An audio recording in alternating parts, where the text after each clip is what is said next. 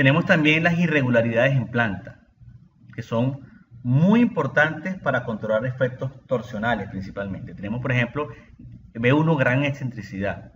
En algún nivel, la excentricidad entre la línea de la acción del cortante en alguna dirección y el centro de rigidez supera el 20% del radio de giro inercial de la planta. Hay radio de giro inercial y radio de giro torsional, que son propiedades de la estructura. Cuando esta excentricidad medida entre el centro de cortante y el centro de rigidez supera el 20% del radio de giro inercial, se considera que existe una gran excentricidad y por lo tanto hay una irregularidad. Riesgo torsional elevado. Si en algún piso se presenta cualquiera de las siguientes situaciones: el radio de giro torsional RT en alguna dirección es inferior al 50% del radio de giro inercial, y la excentricidad entre la línea de acción del cortante y el centro de rigidez de la planta supera el 30% del valor del radio de giro torsional RT en alguna dirección. También sistema no ortogonal. Importante cuando se tiene un sistema no ortogonal que ya nos evidencia, digamos, una condición de irregularidad en planta. Diafragma flexible. Entendemos como diafragma flexible el diafragma que depende de la rigidez de la estructura. Es una simplificación lo que hacemos con diafragma rígido.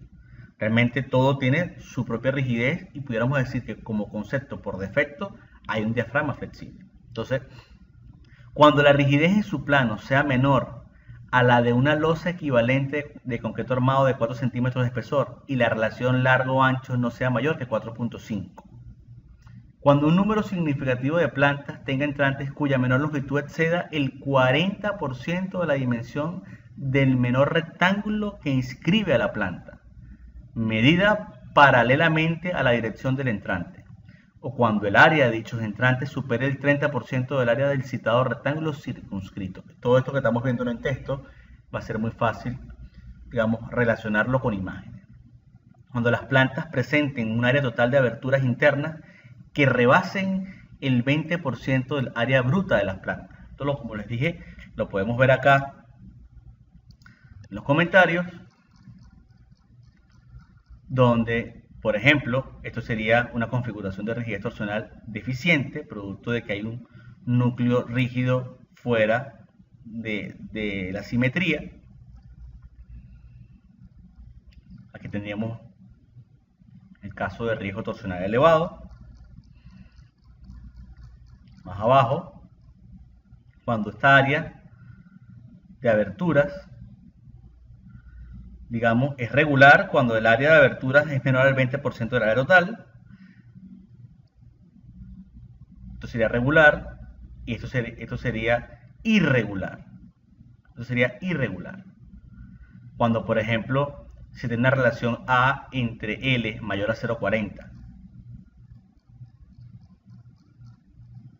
Fíjense, una solución interesante para evitar el problema de configuraciones que producen de alguna manera torsión sería, cuando tenemos una estructura, por ejemplo, tipo H, unir con vigas en los extremos y de esta manera se obtiene una figura, podemos decirlo así, mucho más estable. Aquí vemos en segmento la viga de unión. Entonces pasamos de una estructura de comportamiento tipo C a una estructura que aquí tiene una rigidez que le permite comportarse como un elemento rígido.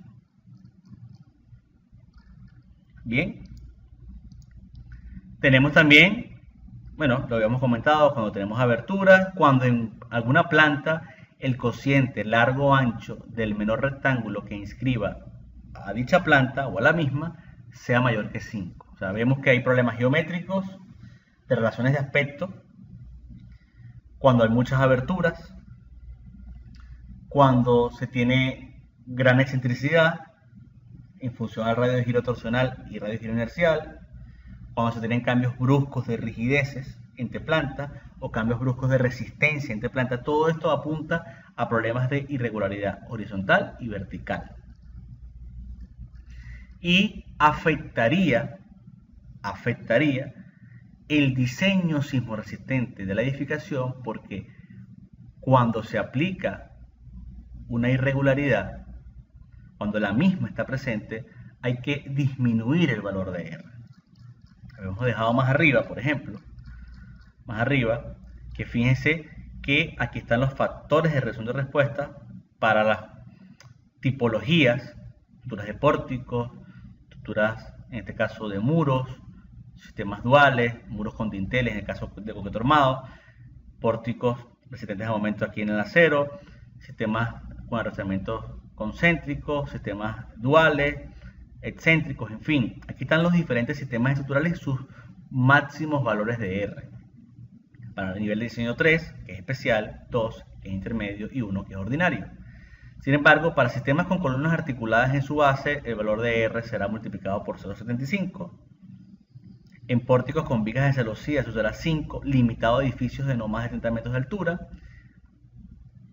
Y también tenemos, en el caso de la irregularidad, que es un efecto muy importante a destacar, muy importante, tenemos que decir que para el caso de estructuras irregulares, para las irregularidades tipificadas como A4, B1 y B2 en la sección 652, así como en los sistemas estructurales tipo 1 con columnas articuladas en su base, los valores de R serán minorados multiplicando los valores de la tabla 6.4 por 0.75.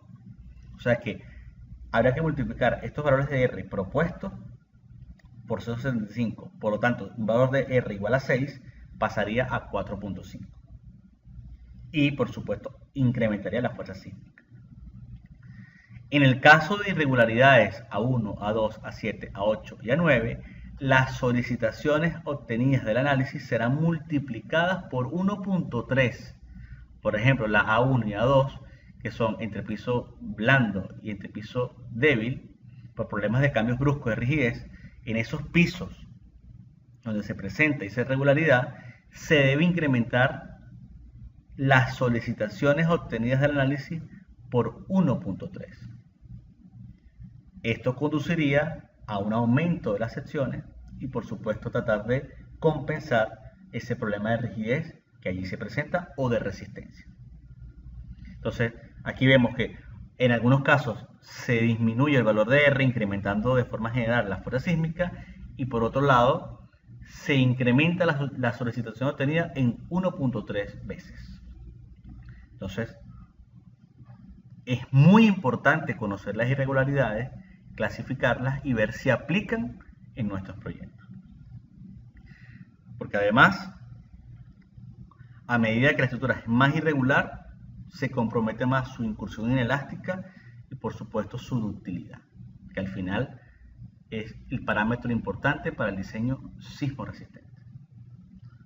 Vamos a dejar esta primera parte hasta acá y continuamos, ¿verdad?, haciendo comentarios respecto a la norma AC7-2010 y luego con los resultados de una edificación donde se ve toda la respuesta dinámica.